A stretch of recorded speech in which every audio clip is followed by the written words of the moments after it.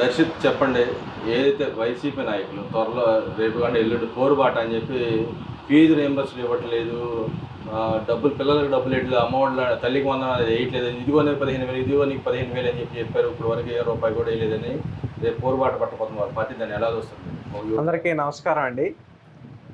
యువతకి విద్యార్థులకి మేలు చేయాలనే ఒక కంకణంతో కూటమి ప్రభుత్వం మరి మొదటి నుంచి కూడా అడుగులు వేస్తూ ఉన్నటువంటి తరుణంలో వైఎస్ఆర్ కాంగ్రెస్ పార్టీ నాయకులు తమ రాజకీయ ఉనికి కోసం ఈ ఉత్తుత్తి బాటలు పట్టడం అనేది నిజంగా హాస్యాస్పదం. ఎందుకంటే ఇది దాదాపుగా మూడోసారో నాలుగోసారో ఈ వాయిదా వేసుకుంటూ వచ్చి రేపేదో పోరుబాట అని చెప్పి చెప్తా ఉన్నారు. అంటే వీళ్ళకి రాజకీయంగా ఉనికి కోసం గతంలో ఎప్పుడో డిసెంబర్లో అనౌన్స్ చేసినటువంటి పోరుబాట కార్యక్రమాన్ని ఒకసారి మా నాయకుడు లేడని వాయిదా వేసాడు. ఒకసారేమో అసలు కార్యక్రమం చేపట్టి జనం రాకపోయేసరికి దాన్ని మళ్ళీ వాయిదా వేశారు. ఒకసారేమో మేము ఇంకా చర్చించుకుంటున్నామని వాయిదా వేశారు. అంటే ఇక్కడ సమస్య విద్యార్థుల నుంచి కానీ యువత నుంచి కానీ ఎటువంటి సమస్య లేకపోయినప్పటికీ కూడా దీన్ని ఒక రాజకీయ స్వప్రయోజనం కోసం వైఎస్ఆర్ కాంగ్రెస్ పార్టీ నాయకులు వాడుకోవడం అనేది నిజంగా బాధాకరం. అయితే గతంలో మనం చూసాం ఏ విధంగా అయితే 4,200 కోట్ల రూపాయలు ఈ ఫీజులకు సంబంధించినటువంటి బకాయిలు పెట్టి మరి తన రాజకీయ స్వప్రయోజనం కోసం తన ప్రచార ఆర్భాటాల కోసం జగన్మోహన్ రెడ్డి వందల వేల కోట్లు ఖర్చు పెట్టినప్పటికీ కూడా విద్యార్థుల భవిష్యత్తుకు సంబంధించి ఈ 4,200 కోట్లు ఈ బకాయిలు పెట్టినటువంటి విషయాన్ని మరి సాక్షాత్ అసెంబ్లీ సాక్షిగా మంత్రి గారు కూడా తెలియజేసినటువంటి పరిస్థితి ఉంది. అయితే ఈ బకాయిలు ఎందుకు పెట్టారో చెప్పే ధైర్యం లేదు, కానీ ప్రభుత్వం మీద పోరుబాటు చేస్తామని చెప్పి చెప్పడానికి సిగ్గుపడాలి వైసీపీ నాయకులందరూ కూడా. గతంలో ఏదైతే అలా నాన్న తీసుకొచ్చిన ఫీజు రీయింబర్స్‌మెంట్ కానీ ఈయన తల్లికి వందనం అని చెప్పి అమ్మఒడి అని చెప్పి తీసుకొచ్చాడు.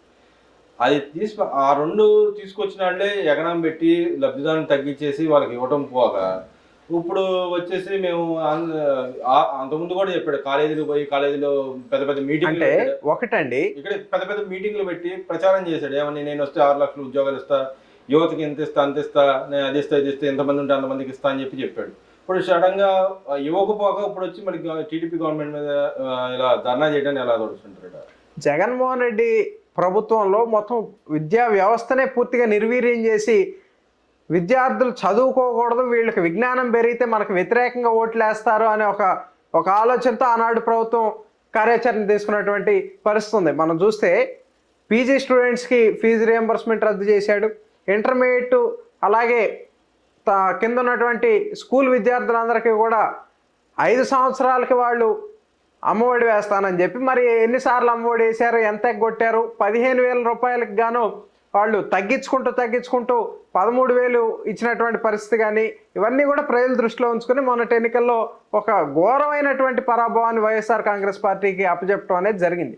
అయితే వైఎస్ఆర్ కాంగ్రెస్ పార్టీ హయాంలో ఏ విధంగా అయితే విద్యార్థులకు కానీ యువతకు కానీ 6 లక్షల ఉద్యోగాలు కల్పన చేస్తానని చెప్పి జాబ్ క్యాలెండర్ అని చెప్పి ఎన్నో మోసాలు చేసినటువంటి వ్యక్తికి వ్యతిరేకంగా ఆనాడు 2023లో మరి రాష్ట్రంలో జరిగిన 3 పట్టభద్రుల ఎమ్మెల్సీ స్థానాలకు గాను 3 అప్పటి ప్రతిపక్షమైనటువంటి తెలుగుదేశం పార్టీ అభ్యర్థులను పెట్టి మంచి మెజార్టీతో గెలిపించుకొని వైఎస్ఆర్ కాంగ్రెస్ పార్టీకి ఒక చెంపపెట్టుగా ఆ ఎన్నికలనే ఉండటం జరిగింది. అయితే కూటమి ప్రభుత్వం అధికారంలోకి వచ్చిన తర్వాత కూడా ఏదైతే వీళ్ళు చెప్తా ఉన్నారో యువతకి విద్యార్థులకి అన్యాయం జరుగుతూ ఉందని వైసీపీ నాయకులు ఏదైతే చెప్తా ఉన్నారో ఈ తరుణంలో మొన్న కూడా 2 పట్టభద్రుల స్థానాలకి ఉమ్మడి కృష్ణా గుంటూరు జిల్లా కానివ్వండి, అదేవిధంగా ఉమ్మడి తూర్పు పశ్చిమ గోదావరి జిల్లాలకు సంబంధించి ఎమ్మెల్సీ ఎన్నికలు జరిగితే అక్కడ కూడా 77,000 82,000 మెజార్టీతో తెలుగుదేశం పార్టీ అభ్యర్థులు ఘన విజయం సాధించినటువంటి పరిస్థితి. ఆనాడు ఓడిపోతే సజ్జల రామకృష్ణారెడ్డి చెప్పాడు కదా, ఈ చదువుకున్న వాళ్ళంతా కూడా మా ఓటర్లు కాదు అని చెప్పాడు. మరి ఈరోజు పోరుబాటు ఎందుకు పడతా ఉన్నారని కూడా మేము అడుగుతా ఉన్నాం. ఇక్కడ మొన్నటి ఎన్నికలే మనకి ఒక ప్రత్యక్షమైనటువంటి నిదర్శనం. ఈ రాష్ట్రంలో ఉన్నటువంటి యువత అందరూ కూడా చదువుకున్న వారందరూ కూడా వారు సంతృప్తికరంగా ఉన్నారు అనడానికి అదొక నిదర్శనం. అయితే వైఎస్ఆర్ కాంగ్రెస్ పార్టీ పెట్టి పుష్కర కాలం అయినప్పటికీ కూడా ఆ పార్టీ తరఫున యువత విభాగానికి సంబంధించి గళమెత్తడానికి ఎవరు లేకపోయారు. పక్క పార్టీల నుంచి కమ్యూనిస్ట్ పార్టీల నుంచి నాయకులను అద్దెకి తెచ్చుకుని ఇక్కడ రాజకీయం చేస్తామన్న అంతటి దౌర్భాగ్యకరమైనటువంటి పరిస్థితిలో వైఎస్ఆర్ కాంగ్రెస్ పార్టీ ఉంది. అసలు ఆ పార్టీయే ఒక అద్దె పార్టీ. వైఎస్ఆర్ కాంగ్రెస్ పార్టీ వ్యవస్థాపక అధ్యక్షుడు శివకుమార్ అయితే ఆ పార్టీని అతికి తెచ్చుకొని కొనుక్కొని జగన్మోహన్ రెడ్డి ఈరోజు నడుపుకుంటా ఉన్నాడు. అట్లాగే అక్కడ నాయకులు సరైనటువంటి నాయకులు లేక మరి వివిధ విద్యార్థి సంఘాల నుంచి నాయకులను కొనుక్కొచ్చుకొని ఈరోజు ఈ పోర్ బాటిల్ అని చెప్పి ఫీజు పోర్ అని చెప్పి ఇటువంటి ఒక అనాలోచితమైనటువంటి అవివేకమైనటువంటి కార్యక్రమాలు చేయటం ద్వారా ప్రజల్లో మరింత పలచబడతారు తప్ప మీరు ఏదో రాజకీయం ఉనుకుంటుంది అనుకోవడం అనేది మీ భ్రమ అని కూడా ఈ సందర్భంగా తెలియజేస్తాం. వైఎస్ఆర్సీపీ అంటే యువజన శ్రామిక రైతు పార్టీ కదా, యువజనులు యువత లేరు, శ్రామికులు లేరు, రైతులు లేరు, ముగ్గురు మోసం చేశాడు ఆయన. పార్టీ పేర్లో ఉన్న వాళ్ళనే మోసం చేస్తా వచ్చాడు కదా. మళ్ళీ ఎందుకని యువతని టార్గెట్ చేసుకుని ఒక పక్క అంతకుముందు మహిళలను చేశాడు, యువతను చేశాడు, మళ్ళీ యువతని మహిళల మీద మళ్ళీ టార్గెట్ చేసి మళ్ళీ రాజకీయ లబ్ధి పొందడానికి ప్రయత్నాలు జరుగుతున్నాయి అంటారా? అంటే ఒకటండి, గత 8-9 నెలలుగా జగన్మోహన్ రెడ్డి ప్రజల్లోకి వచ్చి ప్రజలతో మమేకమైన సందర్భాలు లేవు. ఏదో రకంగా అతను ప్రజల్లోకి రాకపోతే ప్రజలందరూ కూడా ఆ పార్టీని ఆ నాయకుడిని మర్చిపోయే పరిస్థితి ఉంది. కాబట్టి ఖచ్చితంగా ఏదో ఒక రూపంలో ప్రజల్లోకి వెళ్ళాలని చెప్పి భావిస్తూ ఉన్నారు. మనం చూసుకున్నట్లయితే ఈ పోరుబాట కార్యక్రమం ఇప్పటికీ 3-4 సార్లు వాయిదా పడింది. ఎందుకు వాయిదా పడింది అని ప్రజలు ఆలోచిస్తే మనకు ఒక సమాధానం దొరుకుతుంది. అక్కడ నిజంగా ప్రజలకు సమస్య లేదు కాబట్టి ఇన్నిసార్లు ఆ కార్యక్రమం వాయిదా పడతా వస్తుంది. నిజంగా కనుక ప్రజలకు సమస్యలు ఉంటే ప్రజలే రోడ్డు ఎక్కేవాళ్ళు. కాబట్టి ఇక్కడ ఒకటే మేము తెలియజేస్తా ఉన్నాం, ఇవన్నీ కూడా తమ రాజకీయ స్వప్రయోజనం కోసం చేసేటటువంటి కార్యక్రమాలే తప్ప ఇందులో ఎటువంటి పస లేదు. ఇంకోటి కూడా ఈ సందర్భంగా మేము తెలియజేస్తా ఉన్నాం, ఈ ఆర్థిక సంవత్సరానికి సంబంధించినటువంటి బడ్జెట్లో తెలుగుదేశం పార్టీ అదేవిధంగా కూటమి నాయకత్వం స్పష్టంగా ఆ బడ్జెట్లో తెలియజేసింది ఏంటంటే, ఈ సంవత్సరం నుంచే తల్లికి వందనం కార్యక్రమం ద్వారా ఎంతమంది పిల్లలు ఉంటే అంతమంది పిల్లలకి తలా 15,000 రూపాయలు అనేది ఈ సంవత్సరం నుంచి వేయబోతా ఉన్నారు. అయితే గతంలో జగన్మోహన్ రెడ్డి చెప్పినట్లుగా కుటుంబంలో ఒకరికి వేయటం కానీ 15,000 13,000 చేయటం కానీ అటువంటి మోసాలు ఈ కూటమి ప్రభుత్వం చేయట్లేదు. ఎంతమంది పిల్లలు ఉంటే అంతమంది పిల్లలకి తలా 15,000 రూపాయలు రేపు జూన్ నుంచి కూడా వేయబోతా ఉంది. అదేవిధంగా ఎన్నికల కోడ్ మొన్నటి వరకు ఉంది కాబట్టి మెగా డిఎస్సి అనేది కూడా ఆగటం జరిగింది. ఇప్పుడు లోకేష్ గారి ఆధ్వర్యంలో మరి గతంలో అయితే ఎన్నికల్లో హామీ ఇచ్చారో దానికి అనుగుణంగా మెగా డిఎస్సిని కూడా మరి ఈ సంవత్సరంలోనే రేపు జూన్లో స్కూళ్ళు అనేవి కూడా రీఓపెన్ అయ్యే సమయానికంటే ముందుగానే మెగా డిఎస్సి పూర్తి చేయాలని ఒక లక్ష్యంతో ఈ కూటమి ప్రభుత్వం పనిచేస్తూ ఉంది. వైఎస్ఆర్ కాంగ్రెస్ పార్టీ నాయకులు చెప్పినట్టుగా వాళ్ళు గాలిలో మేడలు కట్టారు. కానీ కూటమి ప్రభుత్వం ఈరోజు ప్రజల్లోకి వెళ్ళి మరి గ్రాస్ రూట్ లెవెల్ నుంచి కూడా పనిచేసే పరిస్థితి ఉంది. ఖచ్చితంగా ఒక్కొక్క హామీని సూపర్ 6 అన్నీ కూడా అమలు చేయడానికి కూటమి ప్రభుత్వం ఖచ్చితంగా నిర్ణయం తీసుకుంది. కాబట్టి ఇప్పటికే మరి దీపం కానివ్వండి, ఇటువంటి పథకాలు పెన్షన్ల పెంపు కానివ్వండి, ఇటువంటి అమలు చేసుకుంటూ వచ్చాం. రాబోయే రోజుల్లో అన్ని పథకాలు కూడా ఖచ్చితంగా అమలు చేసి మళ్ళీ ప్రజల ఆశీర్వాదంతో ముందుకు సాగేందుకు కూటమి ప్రభుత్వం కానీ నాయకత్వం కానీ సిద్ధంగా ఉందని కూడా ఈ సందర్భంగా తెలియజేస్తాం. మనం ప్రెస్ మీట్ చెబుతున్నాడు, సూపర్ 6 లేదు, సూపర్ 7 లేదు, లబ్ధిదారులు తగ్గిస్తున్నారు. వీళ్ళు మేము ఉన్నప్పుడు లబ్ధిదారులు వేరు, ఇప్పుడు ఉన్న లబ్ధిదారులు తగ్గించేశారు, ఇదిగో అదిగో అని చెప్తున్నారు తప్పితే చేయట్లేదు. అంటే ఇక్కడ ఒకటండి, 2014 నుంచి 19 దాకా చంద్రబాబు నాయుడు గారి ప్రభుత్వంలో ఏదైతే ఆనాడు ఉన్నటువంటి లబ్ధిదారులు కానీ ఏది పెన్షన్లో కానీ ఫీజు రియంబర్స్మెంట్ కానీ ఇలా మీరు చూసుకున్నట్లయితే ఆ లబ్ధిదారుల సంఖ్యతో పోలిస్తే 2019 నుంచి 24 దాకా జగన్మోహన్ రెడ్డి ప్రభుత్వంలో లక్షలాది మందిని మరి లబ్ధిదారులందరినీ కూడా తొలగించినటువంటి ఆ ఘనత జగన్మోహన్ రెడ్డి గారికి దక్కింది. అయితే దాన్ని దృష్టిలో పెట్టుకొని మాట్లాడాల్సింది, అంటే ఆయన చదివేటటువంటి పేపర్లో ఒకటి కిందకి ఒకటి మీదకి వెళ్ళిందని మేము భావిస్తూ ఉన్నాం. ఆయన ప్రభుత్వంలో తగ్గినటువంటి లబ్ధిదారుల సంఖ్యనే తెలుగుదేశం ప్రభుత్వంలో తగ్గింది అని ఆయన పొరపాటున కింద పేపర్ మీదకి మీది పేపర్ కిందకి వచ్చి ఉంటుందని ఈ సందర్భంగా ప్రజలందరూ కూడా నవ్వుకుంటా ఉన్నారు.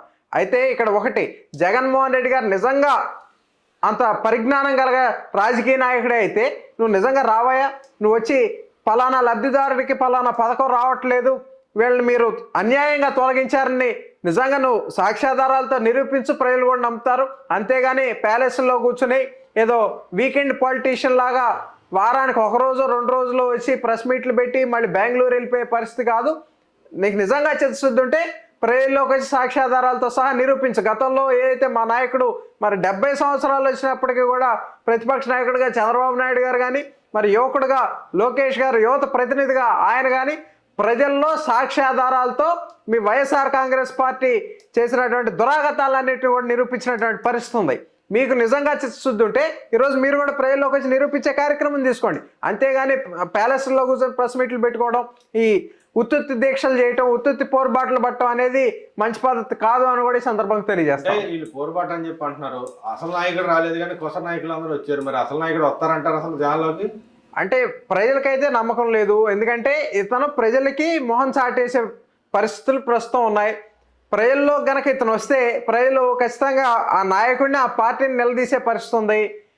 ఇతను అసెంబ్లీ ఎగ్గొట్టి మరి ప్రజల దగ్గర రాకుండా ఈ పర్యటనలు ఎగ్గొట్టి బెంగళూరు ప్యాలెస్లోనో తాడేపల్లి ప్యాలెస్లోనో సేద్దిరుతా ఉన్నాడు. కాబట్టి జగన్మోహన్ రెడ్డి గారికి మా సలహా ఏంటంటే, మీరు శాశ్వతంగా ఆ ప్యాలెస్లో సేద్దేరండి. మీకు మళ్ళీ అధికారం రావటం కానీ లేదంటే మీకు స్థానాలు పెరగటం కానీ ఇదంతా కూడా ఒక భ్రమే, కానీ మీరు నిజమైనటువంటి పరిస్థితులు అటువంటి జరగబో అని కూడా ఈ సందర్భంగా తెలియజేస్తా ఉన్నాం. ఇంకో రూమర్ క్రియేట్ చేస్తున్నారు. ఏమనంటే పవన్ కళ్యాణ్ గారికి డబ్బులు ఇచ్చి పార్టీ అధికారంలో కొనసాగుతున్నారు ఇద్దరు కలిసి జంటగా అని చెప్పి ఒక విమర్శ చేస్తున్నారు. దాన్ని ఎలా చూస్తారు? అంటే నిన్నగా మొన్న ఉప ముఖ్యమంత్రి పవన్ కళ్యాణ్ గారి మీద అవాకులు చవాకులు పేలటం కానివ్వండి, ఇటువంటి విమర్శలు చేయటం కానివ్వండి, అంటే ఇవన్నీ కూడా వాళ్ళ యొక్క రాజకీయ అజ్ఞానానికి నిదర్శనంగా మేము చూడవచ్చు. ఎందుకంటే పవన్ కళ్యాణ్ గారికి డబ్బులు ఇచ్చి మాట్లాడించాల్సినటువంటి అవసరం లేదు. ఆయన సినిమాల్లో నటించడానికే డబ్బులు తీసుకుంటాడు తప్ప రాజకీయాల్లో ప్రజలకు సేవ చేయడానికి స్వచ్ఛందంగా వచ్చినటువంటి మనిషి మీద ఇటువంటి ఆరోపణలు చేయడం అనేది మంచి పద్ధతి కాదు. మీలాగా డబ్బులు కమ్ముడిపోయే వ్యక్తో, లేదంటే మీలాగా సూట్ కేసులు మోసి మరి ముఖ్యమంత్రి పదవులు తెచ్చుకునో, లేదంటే మీలాగా సూట్ కేసులు మోసి షెల్ కంపెనీలు పెట్టి అక్రమ సంపాదన చేసినటువంటి వ్యక్తి పవన్ కళ్యాణ్ కాదు అని కూడా ఈ సందర్భంగా మీరు గుర్తుపెట్టుకోవాలి. ఇటువంటి అవాకులు చవాకులు వెళ్తే కూటమి నాయకత్వం సహించబోదు అని కూడా ఈ సందర్భంగా తెలియజేస్తాం. ఇంకో విషయం, ఇదే విషయంలో పవన్ కళ్యాణ్ మీరు అన్న దాంట్లోనే పవన్ కళ్యాణ్ కార్పొరేటర్కి ఎక్కువ, ఎమ్మెల్యేకి తక్కువ, ఆయన ఏదో నిన్నగా మొన్న గెలిచాడు ఆఫ్టర్ ఆల్ ఎంత అన్నట్టు మాట్లాడుతాను, ఎలా చూడొచ్చు? అంటే జగన్మోహన్ రెడ్డి మరి బెయిల్కి ఎక్కువ, జైలుకి తక్కువ. కాబట్టి ఇటువంటి కార్యక్రమాలన్నీ కూడా మాట్లాడేటప్పుడు మన కింద కూడా నలుపు ఉంది అని మీరు కూడా గ్రహించుకుని మాట్లాడితే మంచిది. ఈరోజు ప్రజలు నవ్వుకుంటా ఉన్నారు. నిన్ను వద్దు అని చెప్పి ఇంకా సంవత్సరం కూడా కాలేదు, అప్పుడే నువ్వు భారీ మెజార్టీతో గెలిచినటువంటి నాయకుల మీద, మరి ప్రజలు ఇచ్చినటువంటి మ్యాండేట్కి అనుగుణంగా పనిచేస్తా ఉన్నటువంటి నాయకుల మీద అవాకులు చవాకులు పేలటం చూసి ప్రజలు నవ్వుకుంటా ఉన్నారు. నీకు చిత్తశుద్ధి ఉంటే నువ్వు ఖచ్చితంగా ప్రజల పక్షాన పోరాడాలి అనుకుంటే నువ్వు అసెంబ్లీకి రా. అసెంబ్లీకి మొహం చాటేసి ఈరోజు ఇంట్లో కూర్చొని ప్రెస్ మీట్లు పెడతా అతనంతా ఇతనింత అని మాట్లాడితే ప్రజలందరూ కూడా ఊరుకునే పరిస్థితి ఉండదు. ఇప్పటికే 151 స్థానాలను తీసుకొచ్చి 11 స్థానాలకు దిగజార్చారు. మరి రేపు ఇటువంటి వ్యాఖ్యలు కొనసాగిస్తే ఆ 11 స్థానాలు 1, 2 అయ్యే ప్రమాదం కూడా ఉంటుంది. కాబట్టి జగన్మోహన్ రెడ్డి గారు తగిన జాగ్రత్తలు తీసుకుని నోరు అదుపులో పెట్టుకోవాలని కూడా ఈ సందర్భంగా తెలియజేస్తాం. మహిళలు ఫ్రీ బస్ గురించి మాట్లాడుతూ ఉన్నాడు. మీరు వచ్చిన తర్వాత మహిళలు రాయలసీమ వచ్చి అమరావతి లేదు జరుగుతుందంట, చూస్తానికి వస్తారు, రాజధానికి ఫ్రీ బస్ వేయలేదని అడుగుతున్నారు. ఇంకెన్ని రోజులు ఫ్రీ బస్ వేస్తారని అడుగుతున్నాడు. అంటే చంద్రబాబు నాయుడు గారు కానివ్వండి, తెలుగుదేశం పార్టీ కానివ్వండి, ఎన్నికల సమయంలో చాలా స్పష్టంగా మేము ఒక విషయం తెలియజేసినటువంటి పరిస్థితి ఉంది. మరి ఏదైతే ఆనాడు ఎన్నికల హామీలో మేము ఫ్రీ బస్ కార్యక్రమం అమలు చేస్తామని చెప్పామో దానికి ఇవాళకి కూడా కూటమి ప్రభుత్వం కట్టుబడి ఉంది. అయితే ఆనాడు చంద్రబాబు నాయుడు గారు బహిరంగ సభల్లో కూడా చెప్పారు, జిల్లా పరిధి వరకు మహిళలు ఎక్కడి నుంచి ఎక్కడికైనా వెళ్ళడానికి ఫ్రీ బస్ పథకం అనేది ఉపయోగకరంగా ఉంటుంది, వారికి ఆర్థికంగా వారికి ఉన్నటువంటి భారాన్ని తగ్గిస్తుందని చంద్రబాబు నాయుడు గారి నిర్ణయం తీసుకోవడం జరిగింది. ఈ పథకం రూపొందించడానికి ప్రధానంగా అయినటువంటి కారణం ఏంటి అంటే, మరి జిల్లా పరిధిలో మహిళలు ఉపాధి కోసం కానివ్వండి, లేదంటే చదువుకోవడానికి కానివ్వండి, ఒక ప్రాంతం నుంచి మరో ప్రాంతానికి ప్రయాణం చేయాలి అంటే మరి వేల రూపాయలు ఖర్చు అయ్యే పరిస్థితి ఉంది. కాబట్టి ఒక అన్నగా మరి మహిళలందరికీ కూడా అండగా ఉండాలి, వారి ఆర్థిక భారాన్ని తగ్గించాలి అనే ఒక ఉద్దేశంతో ఈ ఫ్రీ బస్ కార్యక్రమాన్ని మరి చంద్రబాబు నాయుడు గారు ఎన్నికల ముందు అనౌన్స్ చేయడం జరిగింది.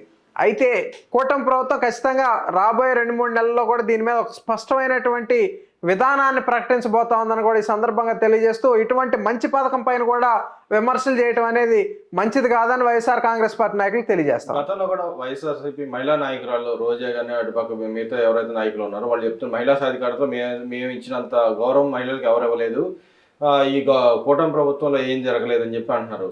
అదేవిధంగా ఇప్పుడు జగన్మోహన్ రెడ్డి ప్రభుత్వంలో మహిళల పైన ట్రాక్టర్లతో తొక్కి చేసినటువంటి ఆ ప్రభుత్వంలో మహిళా సాధికారత జరిగింది అంటే నిజంగా ప్రజలు నవ్వుకుంటా ఉన్నారు. కాబట్టి దయచేసి అమ్మ మీరు ఇప్పటికే ఓడిపోయారు, ప్రజలు తిరస్కరించారు, ఇటువంటి అసత్యాలు చెప్పి ప్రజలు మభ్యపెట్టాలి. వాళ్ళకి కూడా మా కళ్ళ ముందు మెదులుతా ఉన్నాయి అటువంటి ఘటనలన్నీ కూడా.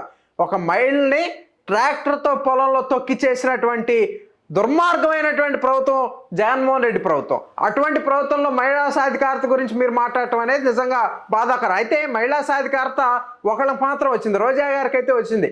ఆడదాం ఆంధ్ర కార్యక్రమంలో వారు 100 కోట్ల రూపాయలు దోచేసినటువంటి రోజా గారు ఆ మహిళా సాధికారత ద్వారా లబ్ధి పొందారు తప్ప వేరే వాళ్ళు ఎవరు లబ్ధి పొందలేదు అని కూడా ఈ సందర్భంగా తెలియజేస్తాం. అంటే ఇక్కడ నేను ఏదంటే నిన్నగా మొన్న దాదాపు 2-3 పర్యటనల నుంచి మహిళలు ప్రత్యేకంగా ఆటోలు ఇచ్చి వాళ్ళని స్వయం ఉపాధి కల్పించడానికి ట్రై చేస్తుంది ఈ కూటమి ప్రభుత్వం.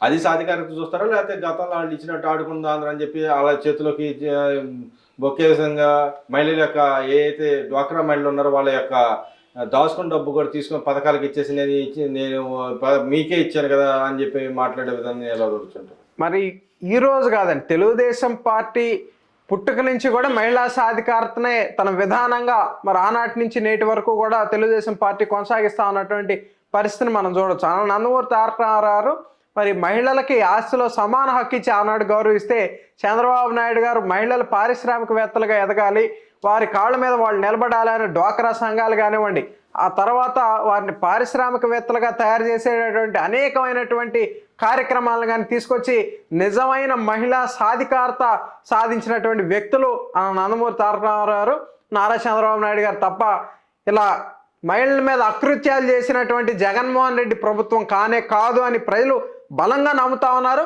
వీళ్ళు మాట్లాడే మాటలన్నీ కూడా ఏదో జోకుల్లాగా ప్రజలు అర్థం చేసుకుని నవ్వుకుంటా ఉన్నారే తప్ప వీళ్ళని కానీ వీళ్ళ వ్యాఖ్యలను కానీ ప్రజలు సీరియస్గా తీసుకునే పరిస్థితి లేదు ఈ రాష్ట్రంలో అని కూడా తెలియజేస్తా ఉన్నా.